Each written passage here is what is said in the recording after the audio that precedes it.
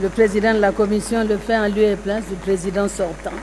Une semaine après sa consécration au toit du continent africain, le président de la République et président en exercice de l'Union africaine a convié samedi soir au Palais de la Nation le corps diplomatique à un banquet des restitutions de travaux du 34e sommet de l'Union africaine. Accompagné de la première dame, le nouveau président en exercice de l'UEA, Félix Antoine Tshisekedi Tshilombo, sous des applaudissements frénétiques, a fait son entrée à la rotonde du Palais de la Nation, hautement aménagée pour l'événement. Prenant la parole en premier, le coordonnateur du panel qui accompagne le mandat du chef de l'État à la présidence de l'UEA, le professeur Alphonse Toumba Lwaba, a indiqué que l'investiture de Félix Tshisekedi à l'UEA marque le grand retour de la RDC sur la scène africaine. L'Afrique a longtemps attendu la RDC, a dit le coordonnateur du panel, avant de conclure « Congo is back ».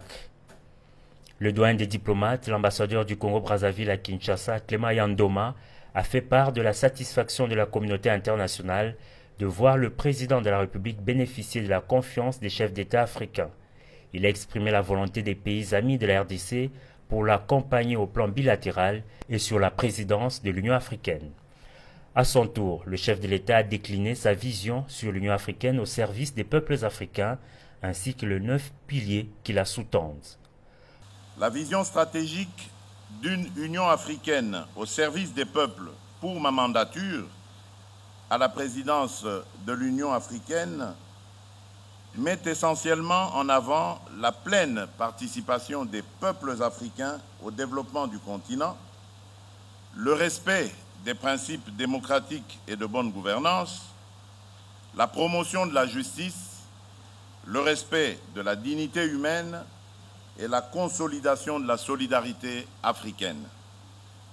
Cette vision stratégique s'appuie sur les priorités du plan décennal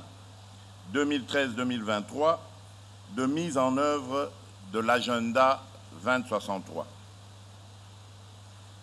Elle s'articule autour de 9 piliers prioritaires avec un accent particulier sur les questions relatives à la sécurité sanitaire, à la lutte contre la Covid-19 et la couverture vaccinale, la sécurité alimentaire, les infrastructures, notamment énergétiques, dont le Grand Tinga, l'autonomisation et la participation des femmes